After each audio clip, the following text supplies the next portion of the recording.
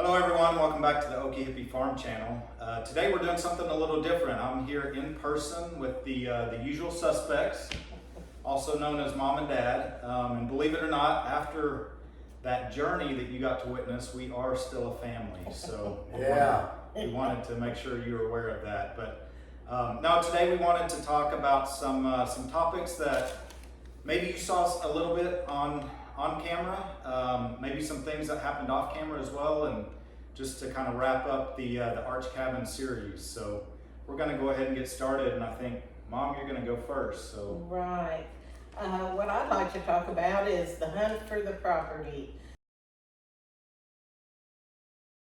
Because we had to have the property before we could ever do the cabin. And that was an interesting search. We had searched several properties all over, and we finally got word about this property, and so we went searching for it. And of course, it's in the boonies, and we're not real good about finding places, so. And you guys don't use GPS, right? No. They got the old map, you know, that kind of folds out, and they're kind of looking at all these side roads. Yes, and we give up. We were trying to figure it out, and we did have this one bit of information that there's a slight curve to the left, and so we passed the slight curve to the left and went straight, and of course missed the property. Came back around a different way and located the property, and once we got out and walked around on it and everything, we knew this was it for our son. This was what he was looking for, and it was quite a search, but then we had to get his okay. Yeah, that was, the whole process though took a long time. This started back in 2021, and I think it was probably a 6 or 9 month process to get to this property.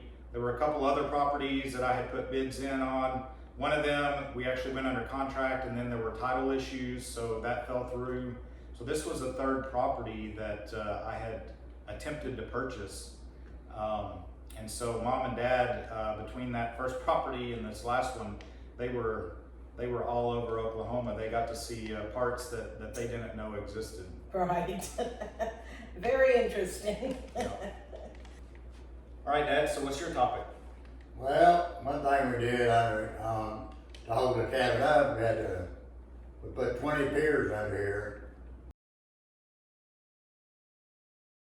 And we had to get a big auger and auger it down in the ground 4 feet, a lot of rock. But then we made these cardboard piers and leveled them up, filled it up with cement, which was 600 pounds of cement. About 10 10 bags for each pier. Yeah, about 600, and there was 20 of those piers. So 12,000 pounds. Pretty close, yeah, between 11 and 12. Yeah, that was a lot of work, had a lot of help. And we do about 4 a day. And bought a cement mixer. And that really turned out good for the foundation of the cabin. And did a lot of the lifting. Picked up every bag. Right. I couldn't pick them up very well. Yes. Well, it was multiple times too. They, at the store at Lowe's, they would load them in the truck, but then I had to get them here, unload them. Yeah. And then when we started the actual, process of making the piers, then I had to lift them again to get them up into the cement mixer. So I got my work out during that time period, and I tell Mom and Dad it was good that was kind of one of the first steps in the process, because if that would have been like one of the last steps in the process, I'm not sure that I would have had the energy to do that. That was a lot of work, but it turned out really good. Yes. Yeah, for sure. All right, so now a topic for me. I wanted to talk about the weather that we had early on. And I know that in the videos, kind of my frustration came through, but when we first started, it was raining constantly. We had chronic rain. I think it was raining 3 or 4 days a week. and it was just nearly impossible to get anything done. It seemed like we'd get a few piers done, and then we'd have to stop for 3 days, Yep. and then get another 4. And you know, we were really itching to get started, and we were kind of under the gun too, right? Because we had to give once we got the piers completed, we had a 30-day curing time that we had to wait. Yes. And then we had figured things perfectly where once that curing time completed, about a week later, the cabin kit arrived and we were going to start erecting. So we didn't have a lot of give with the schedule, of course.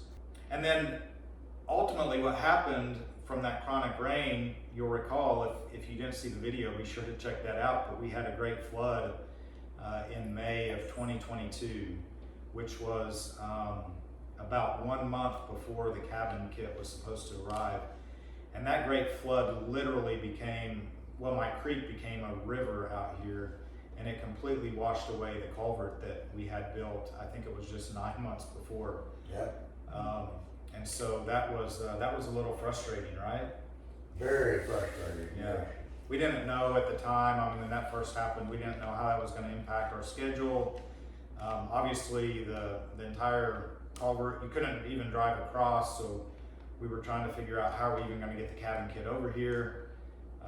Just a lot of concern during that time period. It was not a happy time period for that first few days. We carried it over piece by piece. Yes, we did. And if you didn't see that video, be sure to check it out. Yeah. That was a little more work than we had planned, and I think we went into the nighttime hours, but we finally did get it done. But you know what was interesting?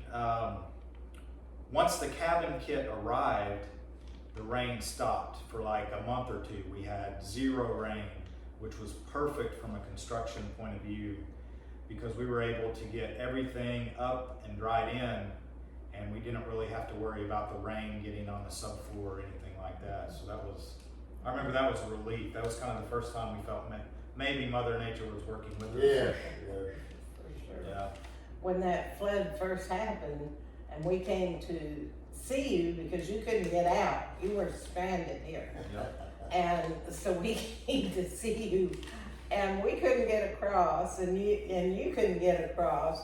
So we were just hollering back and forth to each other and trying to figure out what to do.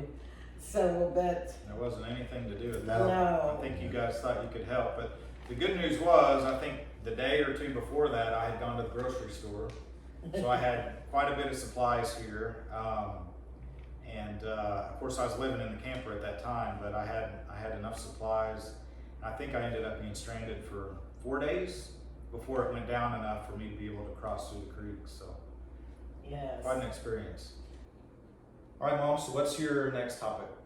Okay, the drilling of the well. Okay. Yep.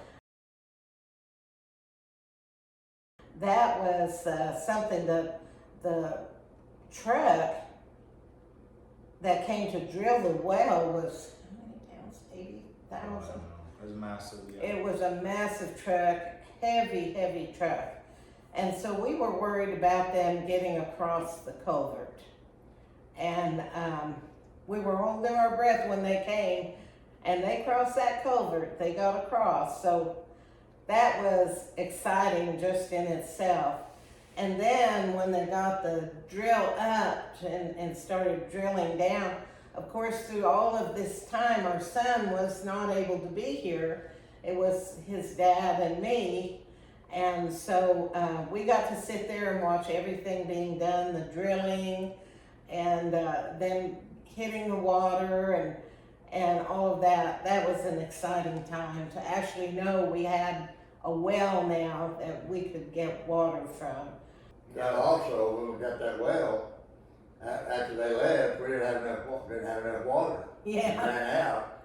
So then we had to get the drill back out here to drill another well, but they found plenty of water the next time. Right. It's Yeah. moved over 8 foot or so. Well, what had happened was during that original drill process, they had told us, I think we had 30 gallons per minute of pressure.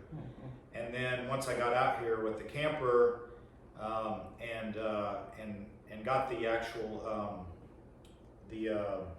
Casey. the well motor and all that hooked up right yeah. where the water could come up. The well guy told me I was getting 2 gallons per minute, so that was a huge difference, and that could potentially cause the motor to to fry because it wasn't enough to support the motor. Good. Luckily, I was in the camper at the time, so I wasn't using a lot of water, but we did have to get them back out here, and eventually they did. And you can see that video too, where they came out, re-drilled everything, and this time it's it's been good. Yes, yes, it was a lot better. What else? Then finally, getting the electricity in here, it took a time or two to get them out here, but when they finally got out here, finally got the pole in and the electric fixed and everything on that, that was good. And then getting the plug-ins on it so you could actually plug into the electric for your tools and whatever else you needed, especially the camper too. Yeah, we needed all that before I got out here and before we started the build process because there was no electricity here, so we wouldn't have been able to use our tools. The camper couldn't have been hooked up, nothing. So that was a huge milestone. That was a big step. And then the next step was the septic tank. Mm-hmm. We had to have a septic for him to hook his camper into and of course to be ready for the cabin for when it was built and everything, which was a big major deal again to smooth everything out, dig the big hole for the septic to go in, which was big. I didn't know it was so big, and they came across that, carrying that swinging from a chain. So, and they put that down in there, and they got all the lateral lines and everything. That worked out really, really well. Once that got in, I really felt like things were coming together and ready for the cabin. Yeah, so all those 3 things you just talked about, including and the culvert, so that was really the 4th thing, all that was done before I moved to Oklahoma. And I think maybe the last one, I think it was it the septic or the electric? It just got done like, I think within maybe a month of me moving here. So Yes. we didn't have a lot of schedule there, a lot of float anyways in the schedule, but it all got done, and I was glad to have all that. I can tell you though, if you've ever lived in a camper, you get tired of dumping your own sewer, even though you got a septic tank and it's right there. Like it's not a fun thing to deal with. So, well, eventually, when I got moved into the cabin, that was one headache that went away. Right. All right, Dad. So what's your topic? Well, so many things, but another one was whenever we had that scaffold in here, and we were finishing up on the ceiling, or you was, and we had to put these stained boards up there, and I wasn't supposed to be able to get on the scaffold because it was moving. And it was up there 20 feet in the air. But up there, he had, he trying to hold on to the scaffold, hold the board up, and, put the screws in. So finally I went up there and helped him, and really turned out good, really pretty right at the top of the ridge, and really turned out good. Really pretty stained boards up there. Yeah, it turned out really good. I can tell you though, once we started that job, I was really mad at myself because if I would have just had the drywall guy, we wouldn't it would have been done. And that took, gosh, what'd that take? A couple of weekends at least. Yeah. But it's so pretty. Yeah, It did turn out really good. It's a nice accent to the place, but I can tell you it was not a fun process to go through that. And then I remember once we got it all done, I hadn't planned to put trim at the bottom. Yeah. But because of the way the drywall had been cut and it wasn't even and stuff, we started having to figure out trimming for that, which wasn't too big of an ordeal. But it was just another thing we hadn't planned for, right? And it takes time to go figure all that out, find the product that'll work, then you gotta stain it. So it definitely took a little longer than we expected, but it, like you said, it did turn out pretty good. The results were good, yes. All right, so it's my turn again, and I wanted to talk about the most difficult task throughout the arch cabin build. And probably number one on my list would be plumbing. Yes. Which I think is a simple concept to grasp, Yes. but implementation of plumbing is a whole nother ballgame, as I found out. Lord forbid you ever do what's called get in a pinch with your plumbing, which is all the time. I mean, if you're an 1/8 of an inch off, you could be measuring 20-foot pieces, and if you're an 1/8 of an inch off, it causes you problems when you're trying to connect the different pieces. It's just an absolute headache to deal with. I think, you know, we didn't work on the plumbing completely every day, like sequentially. We did a little bit here and a little bit there and all of that. And of course the supply went fast because we used PEX, right? Yes. The flexible piping. That's really good. But we found out later we should have done the drain lines first, because the supply lines can get in the way, but they're real flexible. So they can always go around the drain lines, but it's harder to make the drain lines go around the... Pretty rigid. Yeah. Pretty rigid, yeah.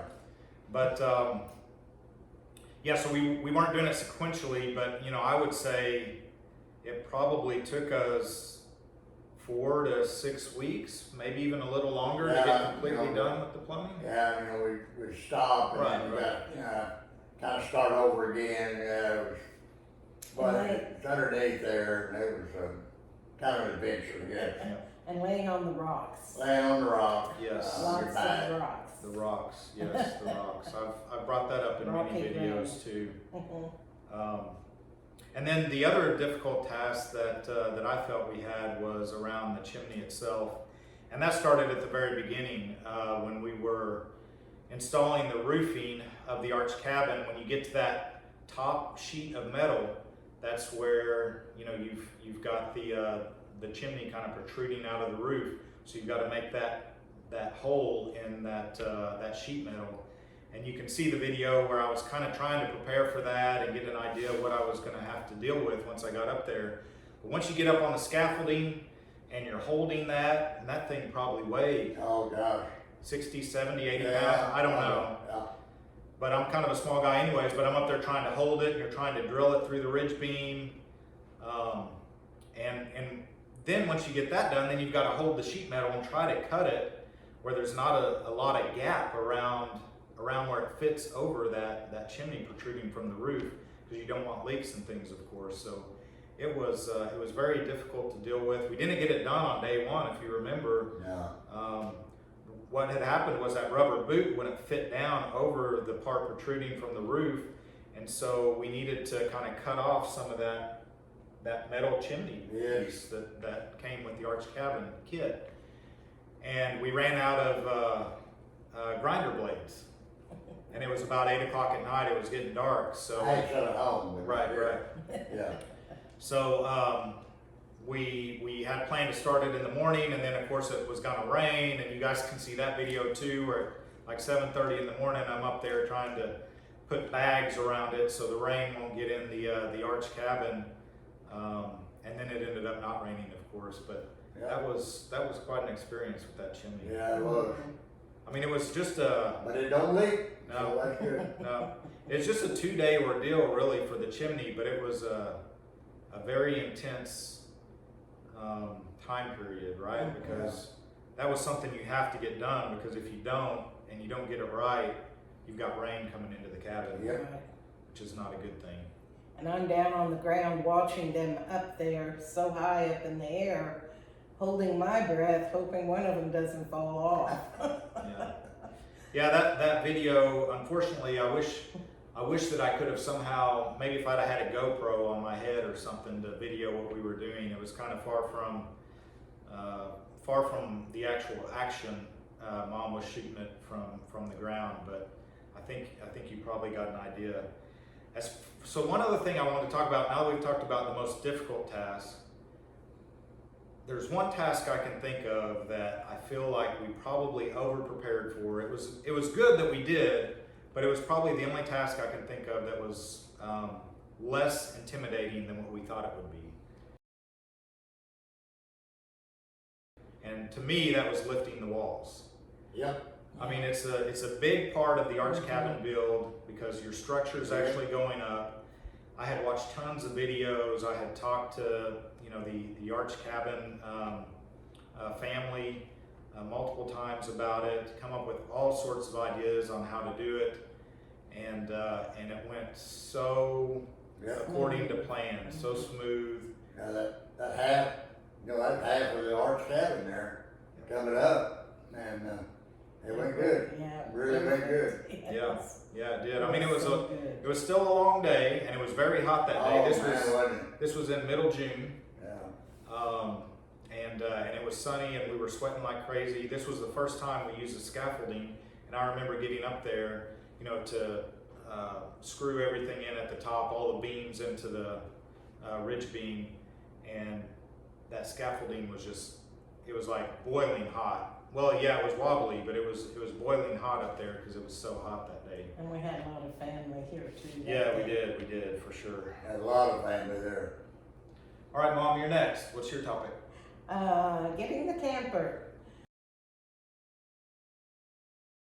So you needed a camper to put out here that you could live in while we were going through the process of building the cabin. So you were trying to find a camper within reason. Yep. And so we found one. We went and looked at it, let you know about it, and sent you the. Yeah, we bought it that night. We bought it that night and brought it home to our house, and sat it there in our driveway, and then had to find a place to store it till he could come.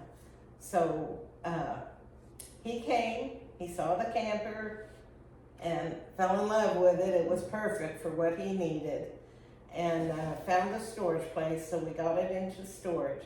Then when he finally got to come and actually be here to stay, we went and got the camper. That was exciting, and drove it down the road. I was getting pictures of him driving it down the road.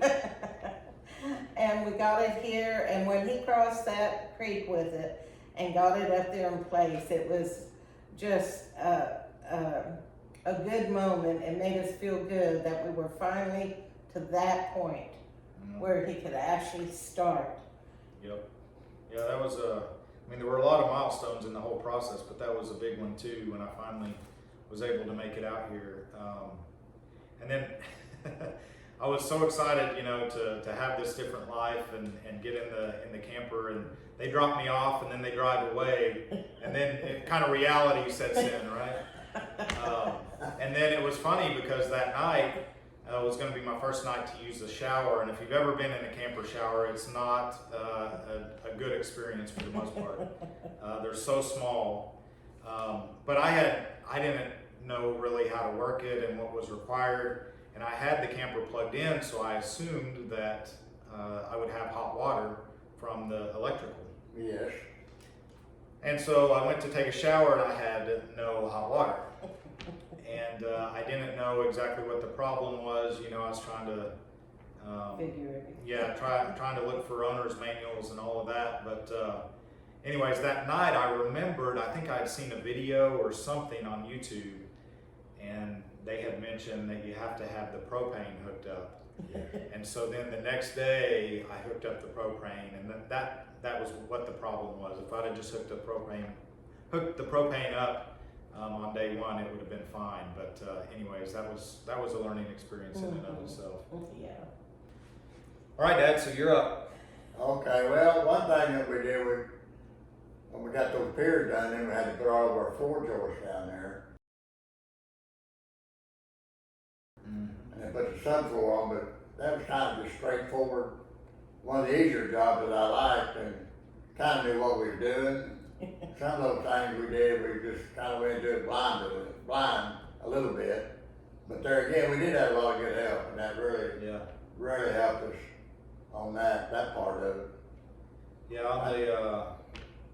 on the subfloor, it did seem to go pretty straightforward, but at the beginning when you're doing the perimeter joist, Oh, yeah. that's very important because you got to have the measurements exact. I mean, it Yeah, has to we be were spot about on. 1/8 inch, I think. Yeah, we had to be within an 1/8 inch Yes. for the ribs of the arch cabin to meet up with everything at the ridge beam. On them, when the rails that we built up, was 1/8 inch too, wasn't it?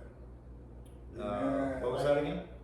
All our side walls, we couldn't be off over 1/8 inch on that Yeah, too, right? yeah. But it all worked out good, really did. And you were going around on your little scooter thing. Oh, yeah, I Your did a little scooter seat. like that. Yeah. I think that was Nail gun, yeah. that With was the nail gun. a famous part of that video was Dad scooting around on the little red chair when he was nailing in all the plywood to the joists that we had just completed. Yeah, that That's was. kind of what we're sitting on now, and Yeah. No, but that was one of those. I guess when you look back, at least the plywood going on top, once you have all the joists done, like that was so straightforward. It went pretty quick. yeah, it did. And we kind of got to the point where, just in general throughout the cabin build, we would not use the word easy at all. We would never say, No. this is going to be easy, because every time we said that, it would be much more difficult than we thought. So we started using the word straightforward. So we would say, this seems like a straightforward task. But that didn't mean it was going to be easy either. We hope. Yeah, yeah.